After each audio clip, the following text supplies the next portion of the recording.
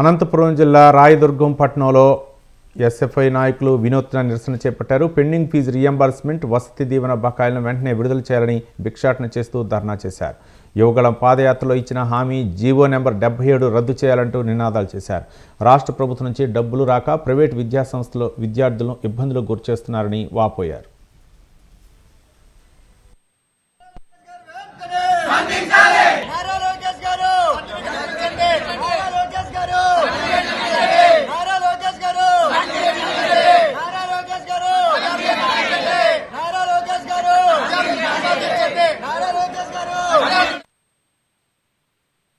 అధికారంలోకి వస్తే విద్యార్థుల కష్టాలు తీరుస్తాము, జగన్ ప్రభుత్వం విద్యార్థులు మోసం చేసిందని చెప్పి గొప్పలు చెప్పుకుని గద్దెనెక్కినటువంటి చంద్రబాబు నాయుడు ప్రభుత్వం, ఎన్డీఏ ప్రభుత్వం వాళ్ళ అధికారంలోకి వచ్చి 7-8 నెలలు గడుస్తా ఉన్నప్పటికీ విద్యార్థుల కష్టాలు ఏమాత్రం కూడా పట్టించుకోలేదు.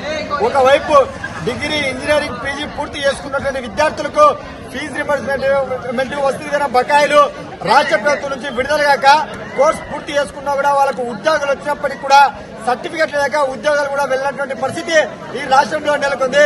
మరి తక్షణమే ఏదైతే కూటమి ప్రభుత్వం మరి గత నెల అక్టోబర్ 25వ తేదీన నారా లోకేష్ గారు గత ప్రభుత్వంలో పెండింగ్ లో ఉన్నటువంటి బకాయిలు మేము విడుదల చేస్తామని హామీ ఇచ్చినప్పటికీ ఆ హామీ ఇవాళ కళాశాల యాజమాన్యం ఏమాత్రం కూడా పట్టించుకోలేదు. మాకు ప్రభుత్వం ఇచ్చినటువంటి హామీ ఏమాత్రం కూడా మాకు వర్తింపజేయదు. మీరు డబ్బులు చెల్లిస్తేనే సర్టిఫికేట్ తీసుకుని వెళ్ళండి, లేదంటే లేదని చెప్పి విద్యార్థులకు హుకం జారీ చేస్తా ఉన్నారు. ఏదైతే రాష్ట్ర వ్యాప్తంగా పెండింగ్ లో ఉన్నటువంటి 3,520 కోట్లు మళ్ళీ విడుదల చేయాలా, అదేవిధంగా ఎన్నికల్లో ఇచ్చినటువంటి జీవో నెంబర్ 77 రద్దు చేయాలని చెప్పి రాష్ట్ర ప్రభుత్వం